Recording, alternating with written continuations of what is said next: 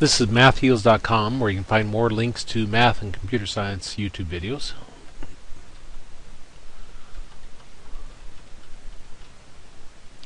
And let's take a look at Lagrange multipliers. Now, Lagrange multipliers with one constraint. You get 0 on one side of the constraint, the other side is g. You find del f and del g, then you solve the equation del f equals lambda del g, either by doing these top three steps or the bottom one. Top three says solve for x, solve for y. So you got x equal to something lambda, y is equal to something lambda. You plug these in your constraint and solve for lambda. And then you plug lambda into the x equals and y equals and find x and y. Or solve both equations for lambda and equate them. Kind of depends on how the problem's set up to which one's easier. Let's see how what these steps mean. So our first problem here, got f of xy is equal to x squared plus 3y squared, and our constraint is x plus 4y minus 7 equal to 0. It says use Lagrange multipliers to find the indicated extrema, assuming that x and y are positive. First step, get 0 on one side of the constraint, the other side is your g then. Well, we got 0 on one side, which means that this is our g. Step 2, we want to find del f and del g. Del f is going to equal partial respect to x, I, plus the partial respect to y, j. So I'm taking partial derivative with respect to x, which means the y I treat as constant. So the derivative of x squared is 2x. So that's 2xi. Plus, and then the partial respect to y, the x squared would be constant. So this would be the derivative of 3y squared is 6y, j. We also need to find del g, which is equal to partial respect to x, I, plus the partial respect to y, j. A lot of times it doesn't matter that you get 0 on this side, because there's oftentimes just a constant over here. Like if the negative 7 was over here, it wouldn't matter because the derivative of negative 7 always goes to 0 anyway. But occasionally there may be something over here where it would matter. So safe bet is get 0 on that side always. So I'm looking at this. Taking a partial with respect to x, the 4y minus 7 are constant, so derivative of x is 1, so we got 1i, or just I. Then I'm taking a partial with respect to y. The x and negative 7 are constant, so the derivative of 4y is 4, so we got 4j.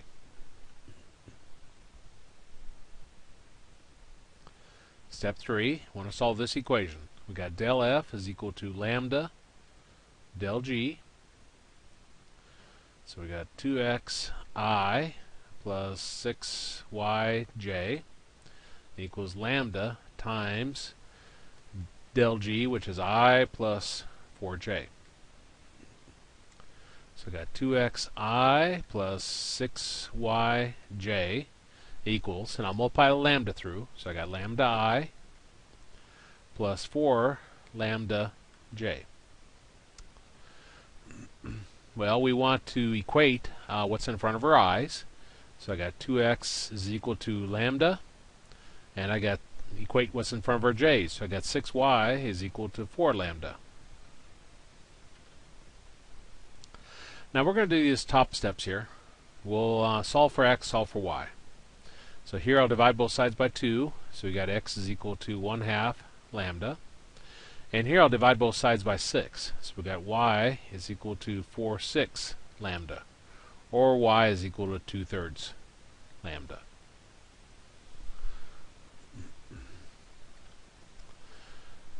Well, B says plug these into your constraint and solve for lambda. Our constraint was right here, which was the x plus 4y minus 7 equal to 0.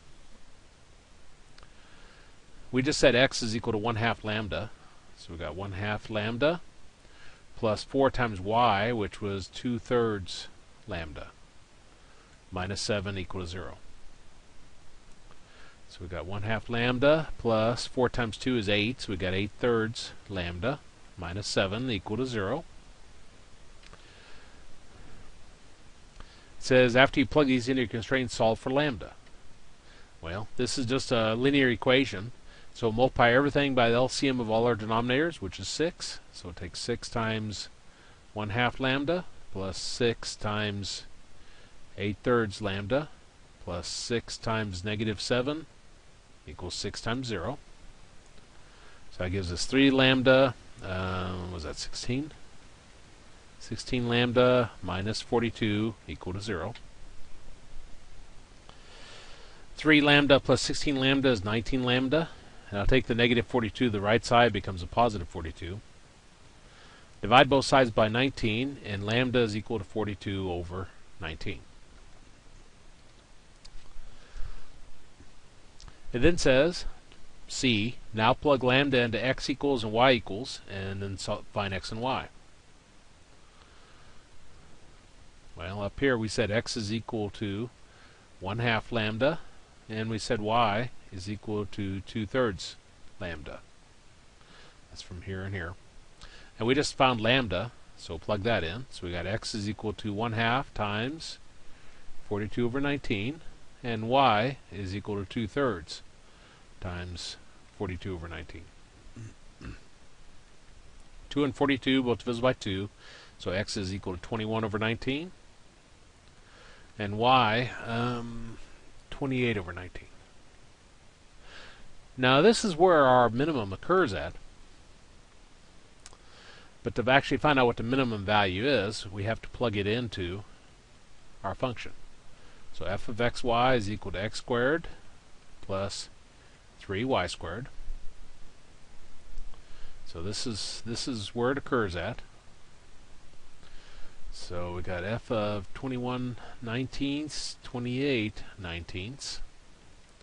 So we have 21 over 19 squared plus 3 times 28 over 19 squared.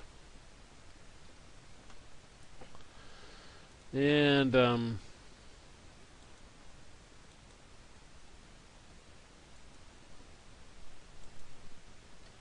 see what that's equal to. 21 divided by 19 squared plus 3 times 28 over 19 squared. And then math enter. I got 147 over 19. That's our minimum value. Let me save this.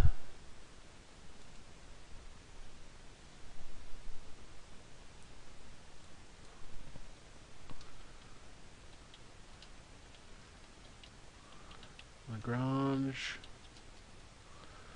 Multipliers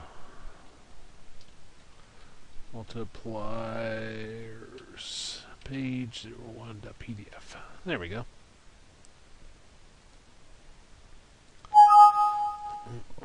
And let's look at our next problem.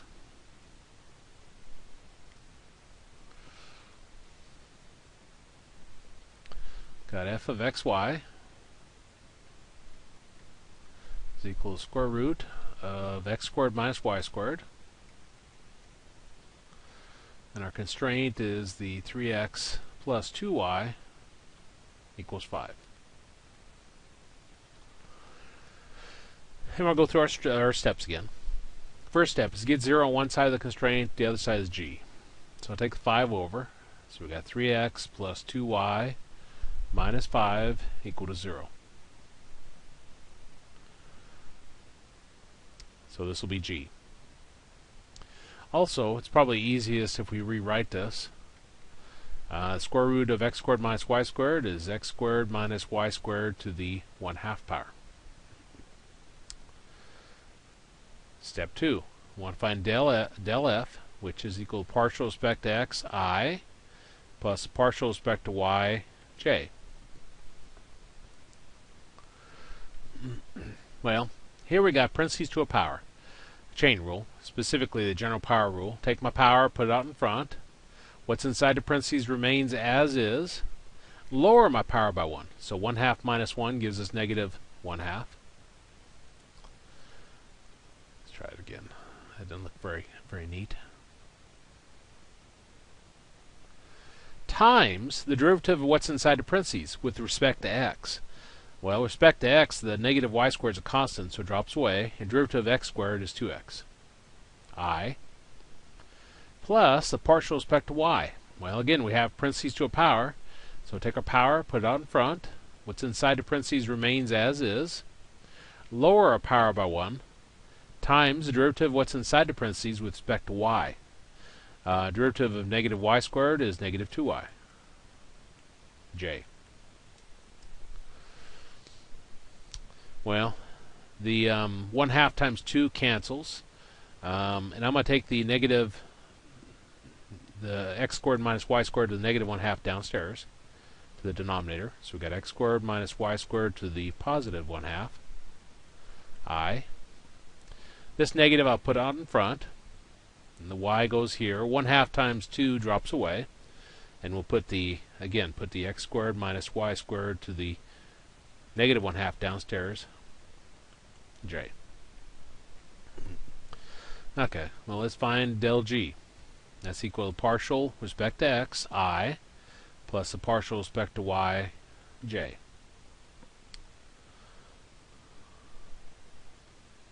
Well, the derivative of this, partial derivative of this with respect to x, 2y minus 5 are constants, so they drop away. Derivative of 3x is 3. So we've got 3i, plus the partial with respect to y, which would be 2, J.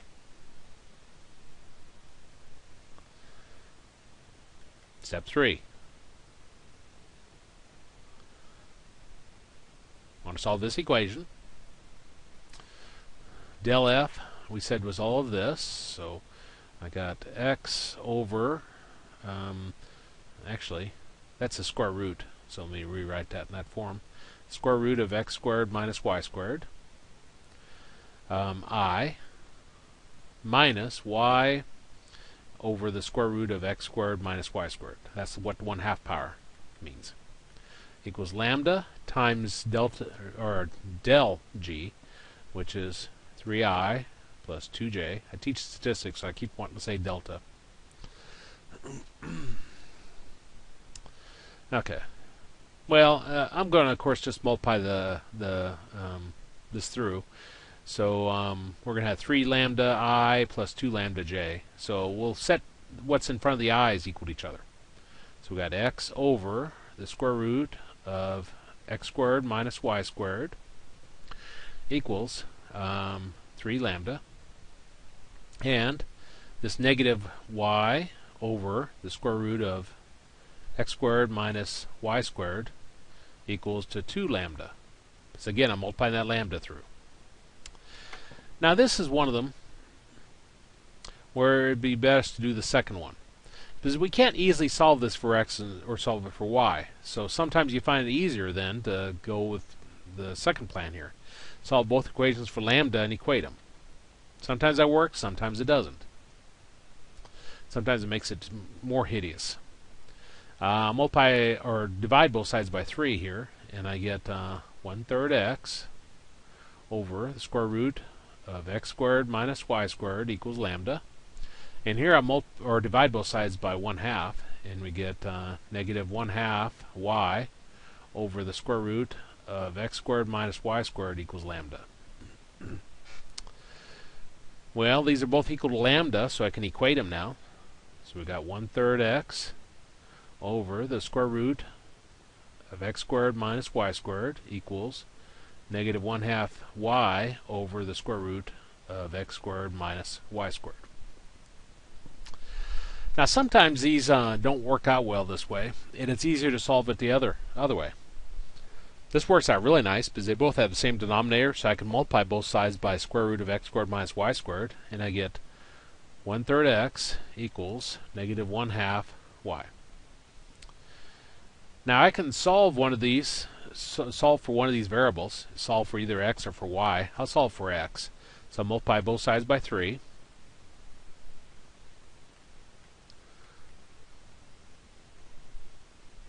and we get x is equal to negative 3/2 y. Now we can plug this into our constraint and then be able to find our different values for x and y. So if I go back to my constraint here, my constraint was 3x plus 2y equals 5.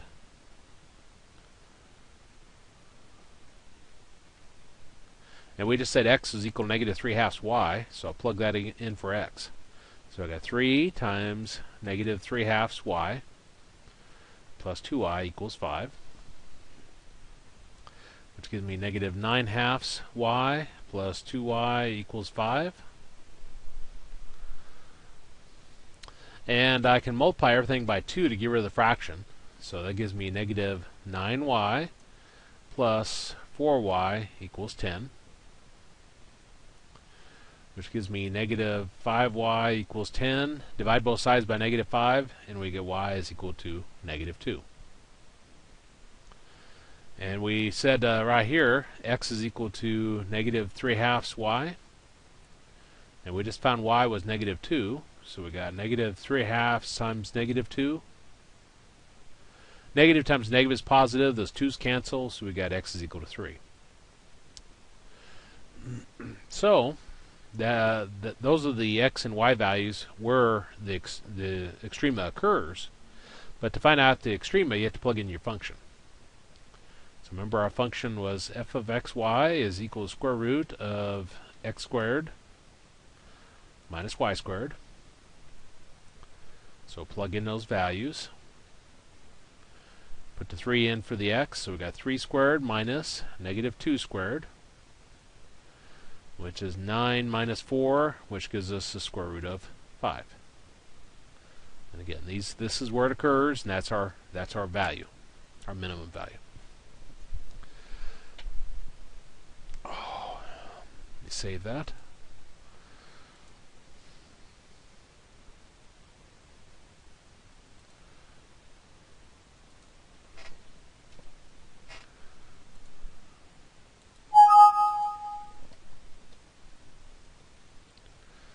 And let's take a look at the next problem.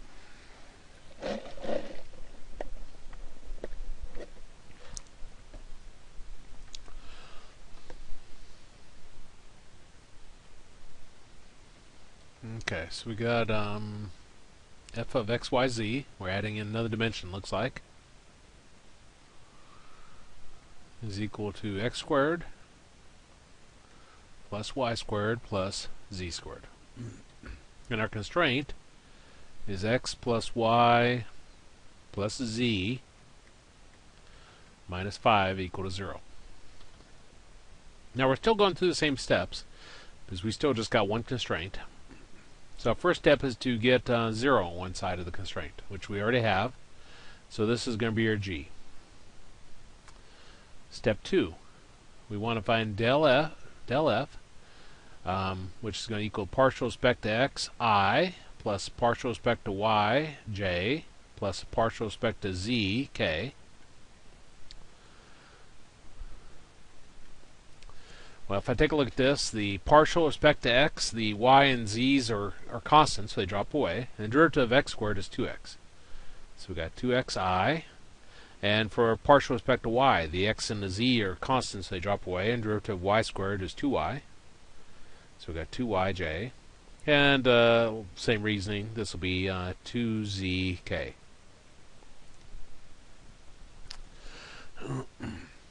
Now del g.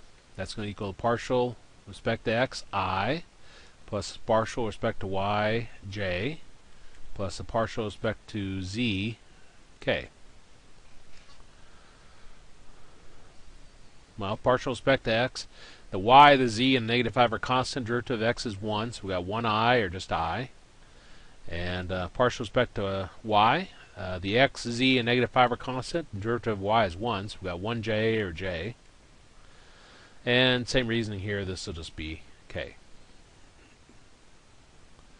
Step 3, we want to solve this equation. Del f is equal to lambda del g. So we got 2xi plus 2yj plus 2zk equals, And just repositioning myself here. I went to the y and I'm sore. Lambda times del g, which is I plus j plus k. So we got 2xi plus 2yj plus 2zk. If I multiply lambda through, I got lambda I plus lambda j plus lambda k. Now I want to I want to equate what's in front of my i's. So I'll set the 2x equal to lambda. I'll set the equate what's in front of my j's. So I got 2y is equal to lambda, and equate what's in front of our k's. So I got 2z is equal to lambda. Now notice how these are all equal to lambda, so I can set them equal to each other. So 2x is equal to 2y is equal to 2z. Divide everything by 2, and we get x is equal to y, which is equal to z. So this one is pretty simple with using that method, since they're all equal to lambda, and we saw that how nice that works out. Now we'll go to our constraint. Our constraint was x plus y plus z minus 5 equal to 0. And we can only solve this if we have one variable. It can't have x, y, and z. But we know what y and z are equal to. They're both equal to x. So we can replace the y with x, and we can replace the z with x. Well, x plus x plus x is 3x. And take the negative 5 over, it becomes a positive 5, so we get x is equal to 5/3. And since x is equal to y is equal to z, that implies that y is equal to 5/3, and also implies z is equal to 5/3. Well, this is where the extreme occurs at. But let's find out what the actual value is. So we got f of xy z is equal to x squared plus y squared plus z squared. So we want to plug those back into our original function. So we got 5/3 squared plus 5/3 squared plus 5/3 squared. Which gives us 25/9 plus 25/9 plus 25/9, which gives us 75/9. And that's our minimum, was it? Yeah, minimum.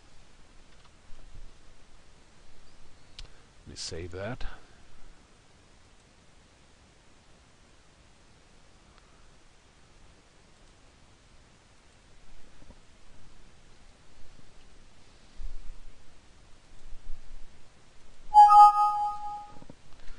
And let's look at our next problem. I'm going to grab a drink first. This one has two constraints.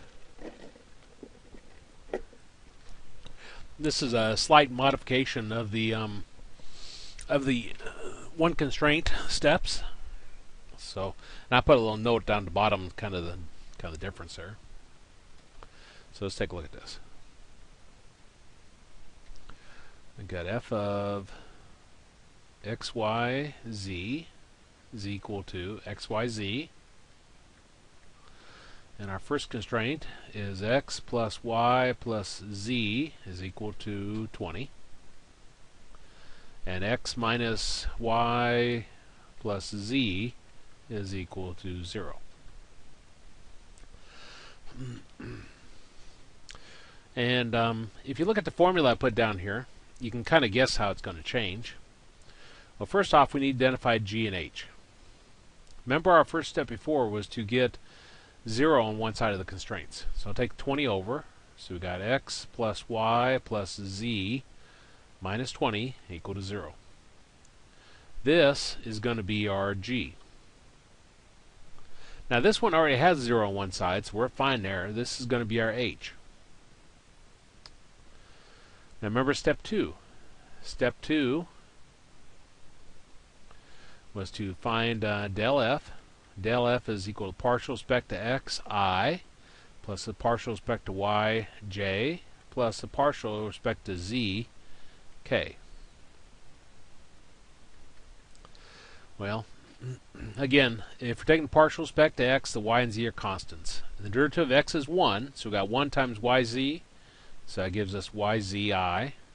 Partial respect to y, the x and z are constants, and derivative of y is 1, so that gives us xzj. And this one will be the derivative of z is 1, so it gives us xyk.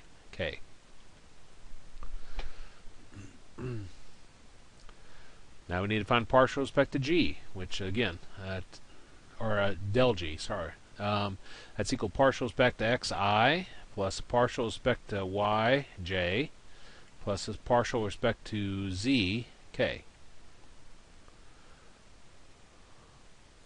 Well, partial respect to x, the y and z and negative 20 are constants, so the derivative of x is 1, so we got 1i, or I.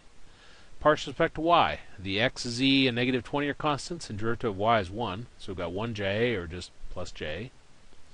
And then the derivative with respect to z, partial respect to z is 1 again, so that's k. We want to find del h, which is a partial respect to x, I, plus a partial respect to y, j, plus a partial respect to z, k. So partial respect to x, derivative of x is 1, so we've got 1i, or I. Partial respect to y, the x, z are constants, the derivative of negative y is negative 1, so we've got negative j. And partial respect to z, the derivative of z is 1, so we've got 1k, or k.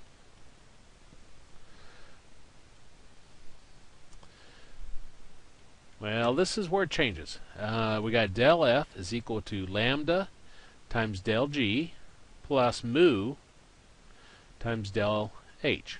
That's my new formula down here. Well, del f we said was this, so we got yzi plus xzj plus xyk equals lambda times del g, which is I plus j plus k,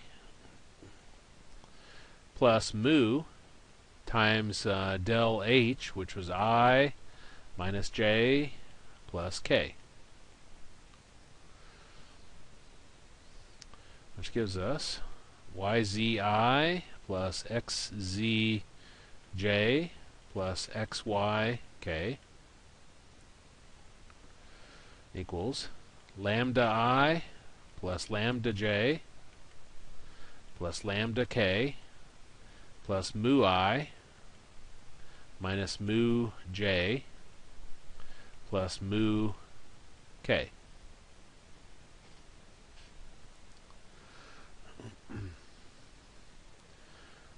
So we got yzi plus xzj plus xyk, and I put the i's together, so I got lambda I plus mu I, so that gives us lambda plus mu I. Put the j's together, so I got lambda minus mu j, and put the k's together, so I got lambda plus mu k.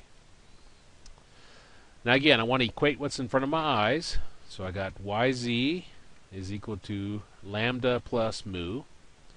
Equate what's in front of my j's, so I got xz is equal to lambda minus mu.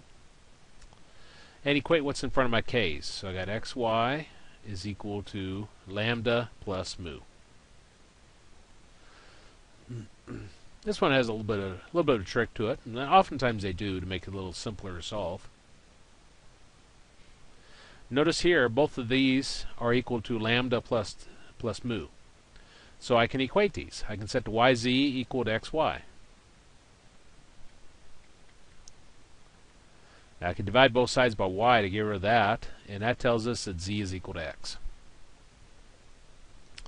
Well, we don't need to find what any of the other variables are, because we have two constraints. So let's go back to our constraints. First one was x plus y plus z equals 20. And the other one is x minus y plus z is equal to 0. And we just said that z is equal to x, so I can replace the z here with x's. So we got x plus y plus x equals 20. And we got x minus y plus x is equal to 0. So again, I just replaced the z's with x's. Well, x plus x is 2x, so that gives us 2x plus y equals 20. And x plus x here is 2x minus y is equal to 0. Now we got two equations and two variables, which we can solve this now. This is actually a really easy one. We can solve it by addition, elimination method. 2x plus 2x is 4x, y minus y drops away, and 20 plus 0 is 20. And then divide both sides by 4, and we get x is equal to 5. Now, remember up here we said z is equal to x. So that tells us that z is also equal to 5. Now back up to here, 2x minus y is equal to 0. So we got 2x minus y is equal to 0. We just said x was 5. So we got 2 times 5 minus y is equal to 0. 10, and then take negative y to the right side, and we get y is equal to 10. So that tells us that our extrema occurs when x is equal to 5, y is equal to 10, and z is equal to 5. Now to actually find out what our maximum value is, we need to plug it into our original function. So we've got f of x, y, z is equal to x times y times z. So we said x was 5, y is 10, and z is 5. So we've got 5 times 10 times 5. 5 times 5 is 25, times 10, 250, I believe. So this is where it occurs at, and this is our extrema. Let me save that.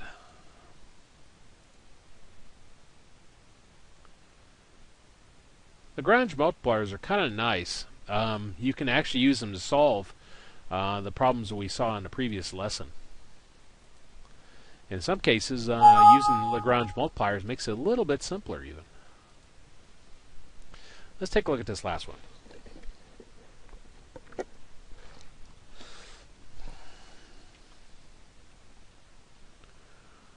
We've got the line 4x minus y equals 2. And then they're giving us the point 3, 5. Now the instructions say use Lagrange multipliers to find the minimum distance from the curve or surface to the indicated point. And a hint on that is we want to use the distance formula, but we don't want to worry about square root, because if we just find the minimum of what's inside the square root, that's good enough. Because remember, our distance formula is normally where we take one x value, x sub 2 minus x sub 1 squared plus y sub 2 minus y sub 1 squared. But we're just going to work with what's inside. So let me write it here. And I'm going to use this formula right here. So we're going to have x minus x naught squared plus y minus y naught squared. Now this given point here is going to be our x naught and our y naught. So we can plug that in. So we got x minus 3 squared plus y minus 5 squared. And the constraint is 4x minus y is equal to 2. So this is what we got to work with. And now instead of a d here, let me change that to something we're a little bit more familiar with. I'll say that's f. And of course, remember our first step in constraints is we need to get 0 on one side. So I'll bring the 2 over. And this is going to be our g. Well, our second step, we want to find del f, which is equal to partial respect to x, I, plus partial respect to y, j. Well, the partial respect to x, the y minus 5 squared, that's a constant, so that drops away. In this one, I take my power, put it out in front, lower it by 1, times the derivative of what's inside, but the derivative, the partial with respect to x is just 1. So we don't need to worry about that. I plus the partial with respect to y. The x minus 3 squared is a constant, so it drops away. Here we got parentheses to a power. Again, take your power, put it out in front, lower your power by 1, times the derivative of what's inside with respect to y, which would just be 1, and then j. Now we also need to find del g, which take partial respect to x, I, plus the partial respect to y, j. Well, the negative y, negative 2 are constants, so they drop away. Derivative of 4x, taking the partial respect to x, is 4i. And then partial respect to y, the 4x minus 2 are constants, so the derivative of negative y is negative 1. So we got negative 1 times j, or just negative j. Well, I want to plug in our formula. Del f is equal to lambda times del g.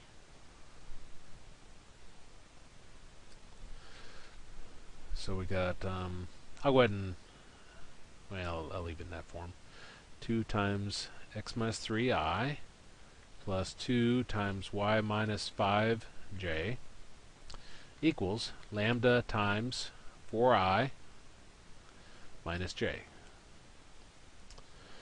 And so that gives us 2 times x minus 3i plus 2 times y minus 5j equals 4 lambda I minus lambda j. Well, we want to set what's in front of our i's equal to each other. So I got 2 times x minus 3 equals 4 lambda. And we got 2 times y minus 5 equals negative lambda. Set what's in front of our j's. Now remember our steps. We can either solve for x and solve for y, solve for lambda. See, find x equals, y equals. This one probably wouldn't be too hard to solve for x and for y, so let's do that. Whether it would it be easier to solve for lambda and then set them equal to each other? Maybe. I don't see any benefit there. It's probably about the same amount of steps. If I divide both sides by 2 here, I get x minus 3 equals 2 lambda. So we get x is equal to 2 lambda plus 3. On this one, I could divide both sides by 2 again. So we get y minus 5 equals negative 1/2 lambda. And take the negative 5 over and we get negative 1/2 lambda plus 5. Now remember, after we solve for x and solve for y in these, assuming I didn't make a basic math error anywhere, I don't think I did. But then we want to plug it into our constraint. That's b. Well, our original constraint was, what was it? 4x minus y is equal to 2. So 4x minus y is equal to 2. And we just said x was 2 lambda plus 3, so plug that in. Minus y, which is negative 1/2 lambda plus 5, equals 2. And now we want to solve for lambda. Get rid of parentheses. 4 times 2 gives me 8 lambda. 4 times 3 is 12. This negative flips the sign of everything inside, so it becomes plus 1/2 lambda minus 5 equals 2. So we get 8 lambda plus 1/2 lambda. 12 minus 5 is 7 equals 2. Take the 7 over, so we got 2 minus 7.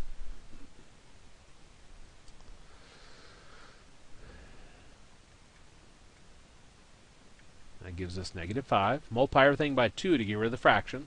2 times 8 lambda is 16 lambda. 2 times the 1/2, that just gives me lambda.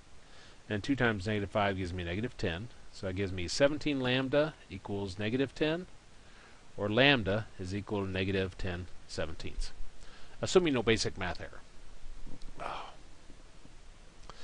Now, Up above, we said x is equal to 2 lambda plus 3. And we said y is equal to negative 1/2 lambda plus 5. So now after we found lambda, we want to plug that back in. That's C in my steps. Plug lambda back into the x equals and y equals and find x and y. So we got x is equal to 2 times negative 10/17 plus 3. And y is equal to negative 1/2 times negative 10/17 plus 5. So that gives us x is equal to negative 20/17 plus, get a common denominator,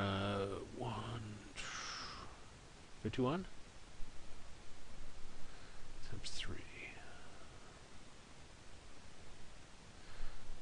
Brain shutting down. Yeah. That's 31/17. And for y,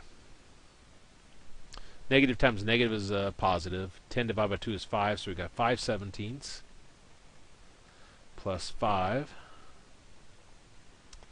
And I'm going to be lazy here.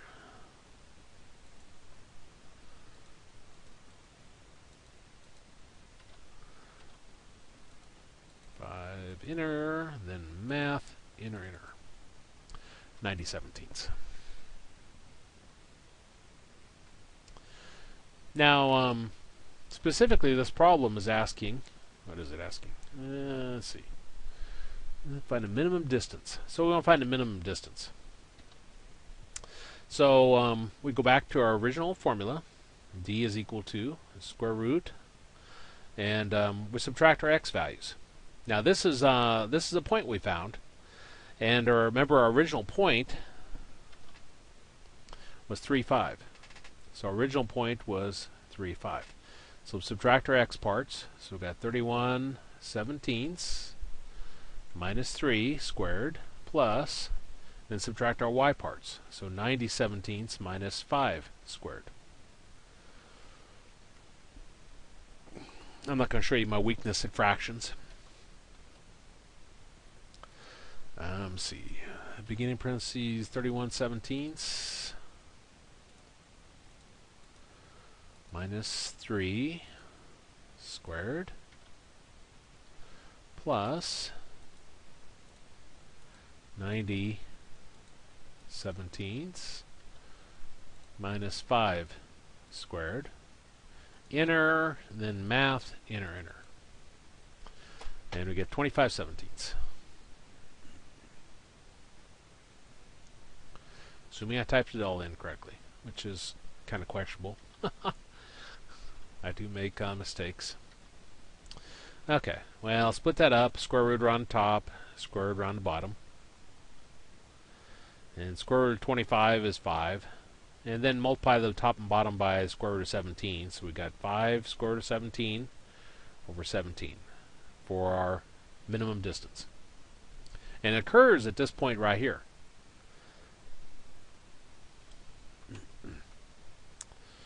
Let me save that.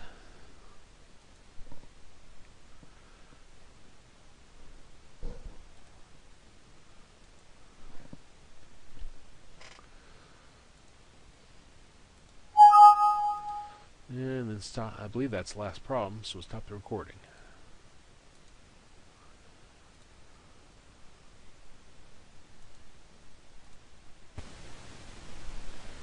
This is Lagrange Multipliers.